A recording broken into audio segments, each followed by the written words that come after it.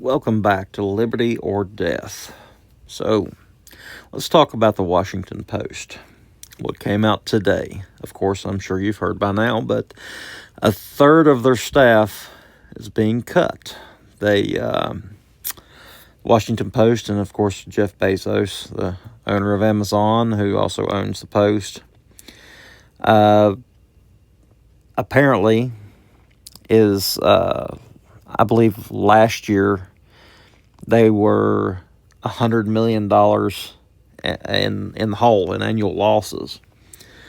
And a lot of people's come out today saying things like, well, they refused to, after years of backing a candidate for president, they didn't in 2024. And of course, many of these other places like the New York Times and other liberal establishments, and of course mainstream news outlets are blaming this on Bezos and the Post's refusal to go after Trump as hard as they used to. But if you had any inkling of any kind of news chops, if you read any kind of news, you'll know that the Post still wasn't exactly a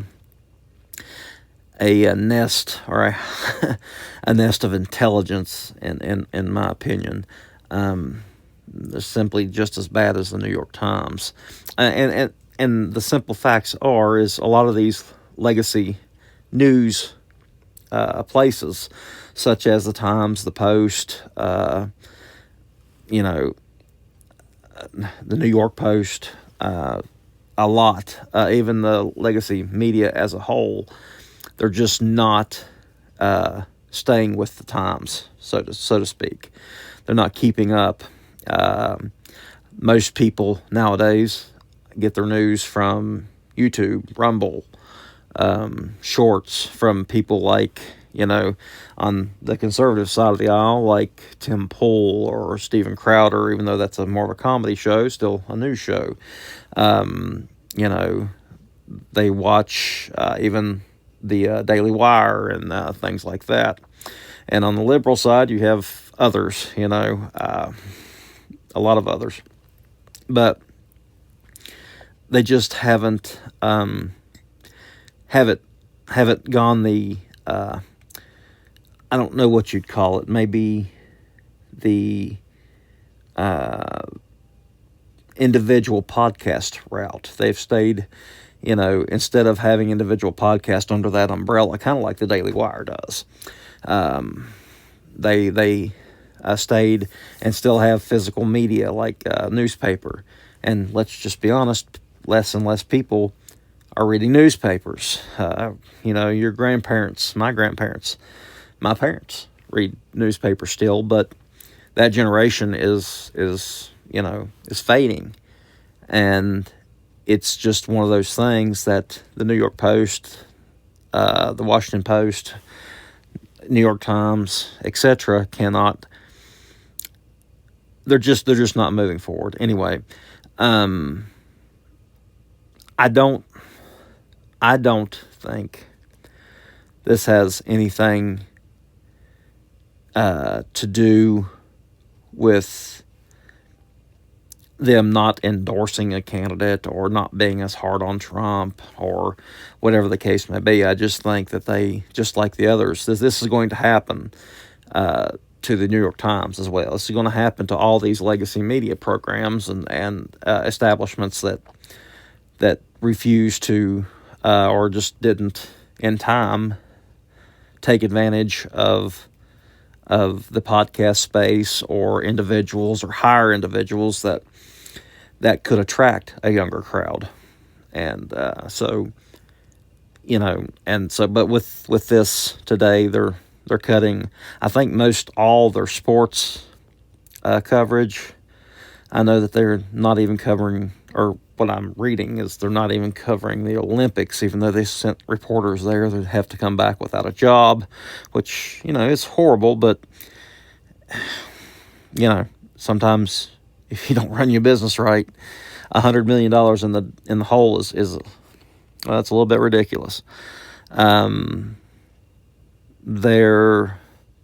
going to focus more on politics and domestic news. So a lot of their international anchors and writers are being let go. So they said a third of all staff, and they're going to redirect their efforts.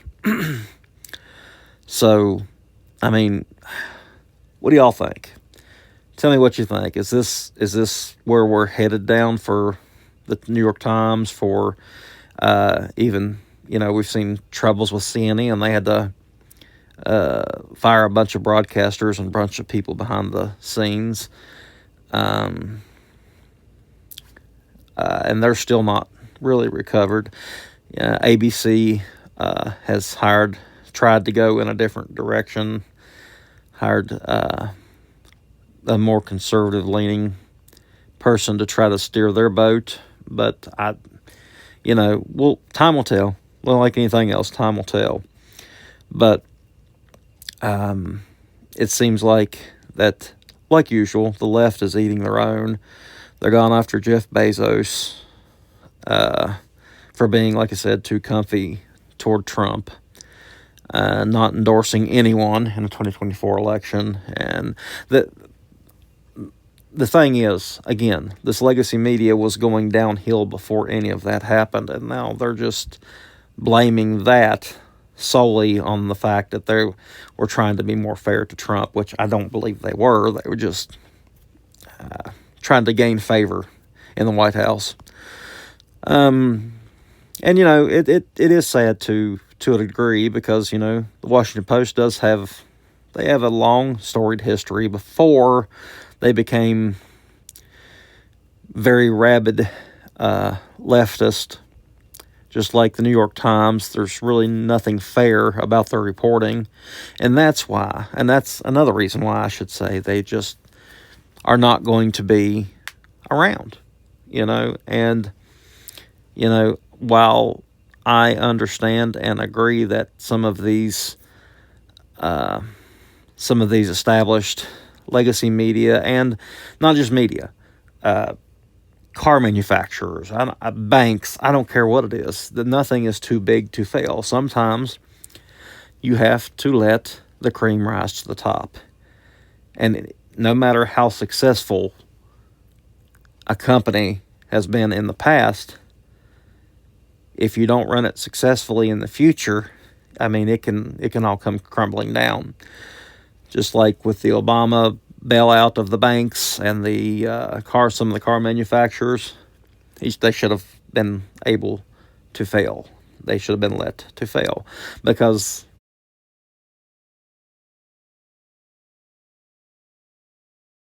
in our country, business and everything else, the market will dictate. If something, or if businesses fail all the time, but they just didn't want big businesses to fail, well, someone else would take the place. I know it sounds too simple, and people will disagree, but will this mean the end of the Washington Post eventually altogether? I think so. Probably. Right now they're trying to bail the water out of the ship. But, like I said, next is going to come other legacy media. And like it happened to CNN last year, and it's going to keep happening. So, because people are getting their news from elsewhere, and it's going to continue to happen.